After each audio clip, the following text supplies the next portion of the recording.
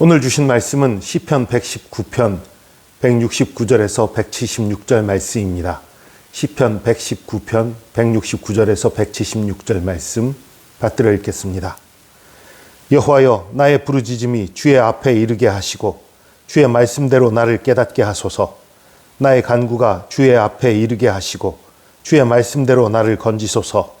주께서 율례를 내게 가르치심으로 내 입술이 주를 찬양하리이다. 주의 모든 계명들이 의로움으로 내 혀가 주의 말씀을 노래하리이다. 내가 주의 법도들을 택하였사오니 주의 손이 항상 나의 도움이 되게 하소서. 여호와여, 내가 주의 구원을 사모하였사오며 주의 율법을 즐거워하나이다. 내 영혼을 살게 하소서. 그리하시면 주를 찬송하리이다. 주의 규례들이 나를 돕게 하소서. 이른 양같이 내가 방황하오니 주의 종을 찾으소서. 내가 주의 계명들을 잊지 아니함이니이다. 아멘.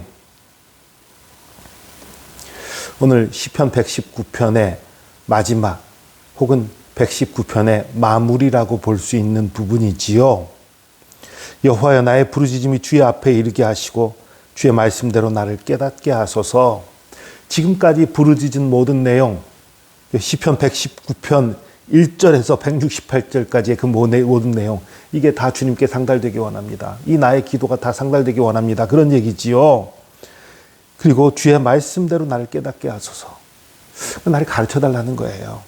내가 때로 힘들고 때로 어려워서 주님께 부르짖고 또 주님의 구원을 믿고 주님의 사랑을 믿고 의지하지만 내가 다 알지 못하기 때문에 그래서 고민하기도 하고 방황하기도 하고 잘못하기도 하고 또 잘하기도 하고 그 모든 상황 가운데 주님께서 가르치셔서 내가 주님의 뜻을 밝히 알게 하여 주시옵소서.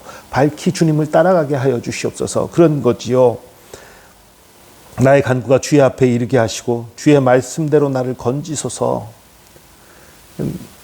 나의 의로 인해 건지시는 것이 아니라 주님의 약속하신 말씀대로 나를 건져달라는 거예요. 여러분, 우리의 구원의 근거는 언제나 주님의 말씀에 있습니다. 내 행위에 있는 게 아니에요. 내가 잘해서 구원받고 내가 뛰어나서 구원받고 내가 잘나서 구원받는 것이 아니라 우리 하나님이 하신 말씀을, 우리 하나님이 약속하신 것을 지키시기 때문에 우리가 구원받는 거예요.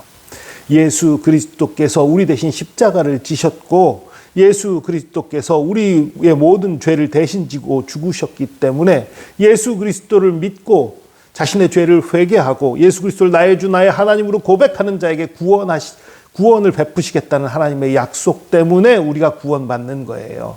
우리가 잘났기 때문에, 우리가 죄를 잘 다스려서 죄가 없이 살았기 때문에, 아니면 죄를 회개를 잘했기 때문에 그래서 구원받는 게 아니고 하나님이 구원하시기로 우리에게 선포하신 말씀 때문에 구원받는 것입니다.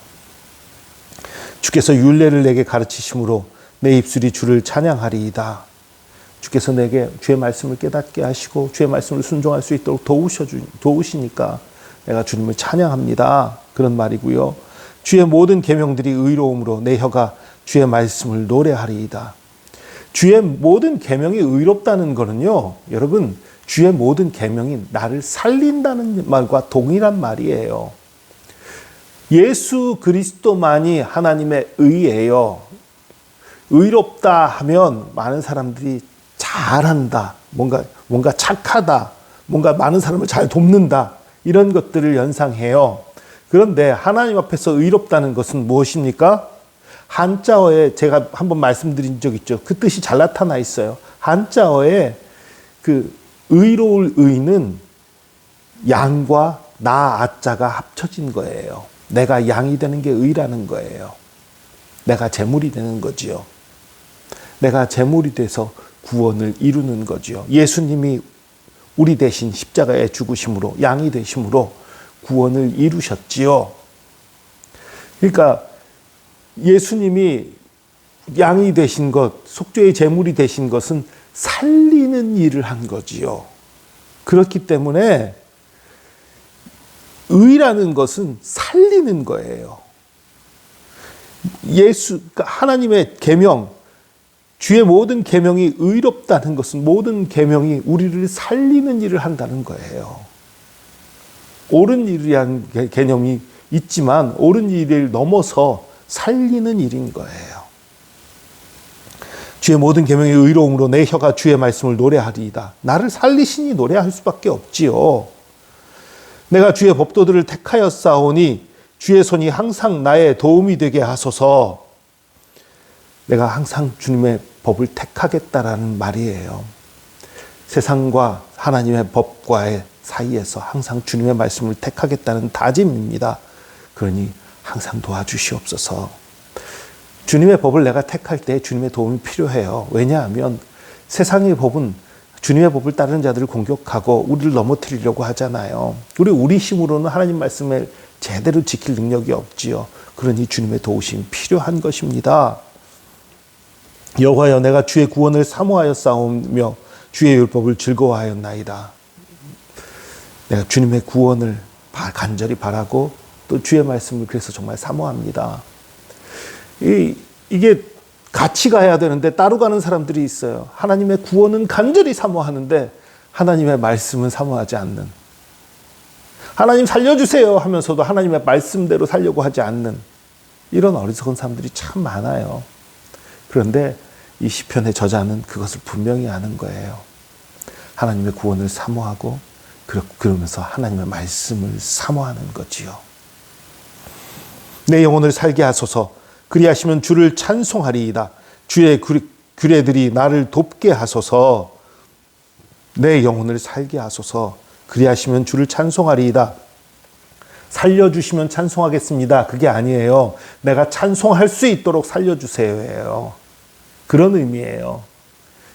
삶의 목적이 뭐예요? 살기 원하는 목적이 뭐예요? 하나님을 찬송하고 하나님의 이름을 높이기 원하는 거예요.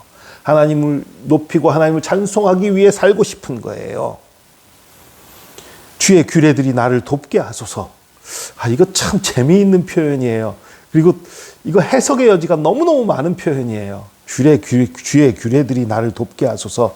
주의 규례로 번역된 단어가 율령, 법도 이런 의미, 규례 이런 의미도 있지만 또한 심판 이런 의미도 있어요. 그리고 나를 돕게로 변화된 이 단어는 물론 도움을 표현하는 그런 단어이기도 하지만 군사적인 도움을 나타낼 때 많이 쓰이는 단어예요. 그럼 이건 이렇게까지도 해석할 수 있는 거예요. 주의 심판이 나를 도와주게 하소서. 이렇게 번역을 한다면 어떤 의미가 되냐면 나의 대적들, 나를 공격하는 자들을 주님 심판해서 나를 도와주십시오. 이런 의미로도 해석이 가능한 그런 문장이고요.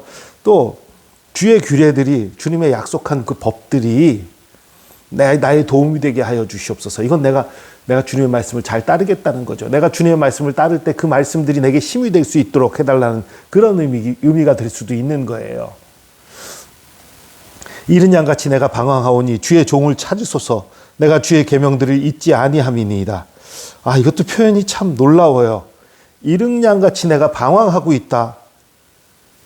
그러니 주님 나를 찾아주십시오. 내 방황을 끝내주십시오. 나를 찾으셔서 나를 바른 길로 인도해 주십시오. 그런데 내가 주의 계명들을 잊지 아니함이니이다. 내가 말씀 가운데 거해요. 주님의 계명 가운데 거해요. 근데 방황하고 있대요. 이거 주의 말씀 가운데 거하는데 방황하고 있다. 뭔가 어울리지 않잖아요. 그런데 그게 함께 들어있어요. 내가 방황하고 있으니까 이 방황을 끝내주십시오. 나를 찾아서 끝내주십시오. 나는 주님의 계명을 잊지 아니하고 있습니다. 뭔가 어울리지 않는 것 같아요. 그러나 어울리는 말이에요. 여러분, 이 방황이라는 것은요, 우리가 갈 바를 알지 못하고 무엇을 할지 알지 못하는 그런 것들을 다 뜻하는 말이고 또 주님을 떠난 것도 뜻하는 말이지요. 그런데 내가 주님의 계명을 잊지 않는다는 건 주님의 말씀 가운데 거한다는 것이고 이건 또 방황하지 않는 것이지요. 그러나 크리스찬에게는 항상 역설이 존재해요. 이중적인 것이 존재해요. 내가 주의 말씀을 굳게 붙잡으려고 할지라도, 주님 안에 있으려고 할지라도 내가 나의 힘과 나의 능력으로는 바로 설 수 없고 바로 주님을 따를 수 없어서 방황하는 부분들이 또한 존재하는 거예요. 난 믿음이 있으니까 절대 방황하지 않아. 하나님을 떠나서 방황하는 그 방황은 안 할지 모르지요. 그러나 이 삶의 모든 상황에서 얼마나 우리가 방황하고 갈 바를 알지 못하는 상황들이 많이 있겠습니까? 그런 모든 그런 상황들로부터 인도해 달라는 거지요. 나는 주님 말씀 붙잡을 테니 주님 나를 붙들어 달라는 거지요. 물론 다르게 해석도 가능해요. 다르게 해석하는 건 가능한 건 뭐냐면 이 사람이 주님을 떠났던 거예요. 한동안. 죄를 지어서 하나님께 벌을 받거나 떠나거나 그런 일이 벌어졌다가 깨닫고 돌이켜서 주님의 말씀을 강하게 붙잡고 있는 걸 묘사한 걸 수도 있어요. 그럴 수도 있지만 어쨌든 제가 느끼고 제가 품은 마음으로는 두 가지가 다일 수도 있겠지만 내가 주의 말씀을 붙잡고 주님을 따르고자 하지만 내 힘으로는 내 능력으로는 주님 앞에 온전히 설 수 없고 온전히 따를 수 없는 그 상황을 방황하고 있는 나, 그러나 주님의 말씀을 굳게 붙잡고 있는 나, 이렇게 표현한 것이 아닌가 그런 생각을 해봅니다. 그런데 여러분 기억하십시오. 주의 말씀을 따르고 지키려고 우리는 결단할 수 있어요. 그러나 내 힘으로는 그렇게 못 살아요. 그렇기 때문에 크리스찬은 항상 내가 주님 앞에 붙잡혀 있으려는, 주님을 붙들려는 노력을 함과 동시에 주님 나를 붙들어 주시옵소서, 이 두 가지가 같이 있어야 돼요. 이에 대해서 조나단 에드워드라는 위대한 하나님의 사람은 이렇게 얘기를 했어요. 하나님의 구원은 나의 믿음 100%, 하나님의 은혜 100%, 이런 표현을 쓴 적이 있어요. 많은 사람들이 하나님의 은혜가 다 구원하고 난 아무것도 하는 거 아니다 라는 생각을 하는 분들도 있고, 반대로 내가 믿어서 구원받는 거지 라고 생각하는 사람도 있고, 또 다른 사람은 내가 믿는 거 반, 하나님이 구원하시는 거 반, 이렇게 생각을 하는데 그게 아니라 하나님이 구원하는 거 100%, 내가 믿는 거 100%라는 거예요. 무슨 뜻이냐 하면 내가 정말 반만 믿으면 하나님이 도와준다는 게 아니라 내가 전적으로 믿어야 되고, 또 하나님께서 또 전적인 은혜를 내게 주셔야 된다는 거지요. 방황하는 나를 전적으로 하나님께서 건져주셔야 되고, 나는 또 전적으로 하나님을 의지해야 되는 그런 것을 말하는 거지요. 여러분 기억하십시오. 우리가 말씀 안에 거해야 합니다. 그러나 또한 내가 말씀에 거하고자 노력하더라도 하나님의 은혜가 아니면 안 됩니다. 다행스러운 건 우리가 말씀 안에 거하고자 할 때에, 전심으로 주님을 따르고자 할 때에 우리 주님은 그런 사람을 거절하지 않으세요. 그런 사람에게 반드시 은혜를 베푸십니다. 반드시 축복을 주십니다. 이것을 믿고 주님과 동행하는 저와 여러분, 말씀을 조금 더 가까이, 날마다 더 가까이 하며 주님을 찬양하는 삶을 살며 주님의 은혜를 누리는 저와 여러분 되기를 축복합니다. 기도하겠습니다. 주님, 시편 119편을 통해서 하나님의 말씀이 얼마나 소중하고 얼마나 사랑스럽고 얼마나 능력이 많고 얼마나 우리에게 큰 힘과 능력이 되는지를 깨달았습니다. 주님, 우리가 말씀을 더 가까이 하기 원합니다. 주님의 구원을 바라는데, 주님의 구원을 바란다면서 주의 말씀을 더 가까이 하지 아니하고 주님의 말씀을 더 사모하지 않는 어리석은 삶을 살지 않게 하여 주시고, 날마다 주님 말씀에 더 가까이 가며 날마다 더 주님을 의지하며 날마다 더 주님을 찬송하며 주님과 동행케 하여 주시옵소서. 그러할 때 저희들에게 은혜 위에 은혜를 더하사 날마다 우리의 삶을 새롭게 하시고 주의 놀라운 능력과 권능으로 품어주시고 우리를 바른 길 가게 하여 주시옵소서. 항상 함께 하신 주님을 찬양합니다. 주의 사랑과 은혜에 감사드리며 예수 그리스도의 이름으로 기도합니다. 아멘.